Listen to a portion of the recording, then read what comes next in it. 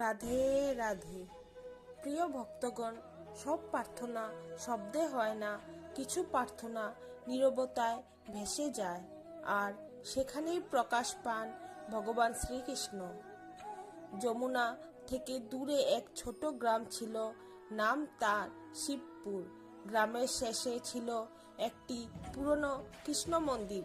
মন্দিরে কেউ খুব একটা আসত না, শুধু সকালে আর সন্ধ্যায় একটি ছোট ঘন্টা বাজত। সেই ঘন্টা বাজাতো গোবিন্দ নামের এক কিশোর। গোবিন্দ কথা কম বলতো, হাসিও কম করত। তার বাবা অনেক আগে চলে গেছেন, মা অসুস্থ, সংসারের দায় তার কাঁধে। প্রতিদিন ভোরে গোবিন্দ মন্দির পরিষ্কার করত, ফুল থাকলে দিত, না থাকলে শুধু মাথা নত করত। সে কখনো কিছু চাইতো না, শুধু ঘন্টা বাজিয়ে বলতো, হে প্রভু, আপনি জানেন। গ্রামের লোকেরা বলতো, এত চুপচাপ থেকে কি লাভ? কিন্তু গোবিন্দ উত্তর দিত না। একদিন গ্রামের ধনী লোকেরা বড় পূজার আয়োজন করলো। ঢোল, আলো, ভোজ সব ছিল, কিন্তু গোবিন্দকে কেউ ডাকলো না। সন্ধ্যায় সে একাই মন্দিরে এলো। ঘন্টা বাজাতে গিয়ে দেখলো ঘন্টার দড়ি ছিঁড়ে গেছে। সে থেমে গেল, চোখ বন্ধ করে নিঃশব্দে দাঁড়িয়ে রইল।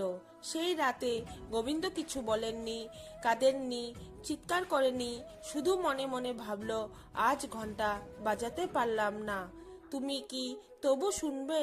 হঠাৎ মন্দির ভরে উঠল মৃদু শব্দে। কোনো মানুষ নয়, নিজের থেকেই ঘন্টা বেজে উঠল।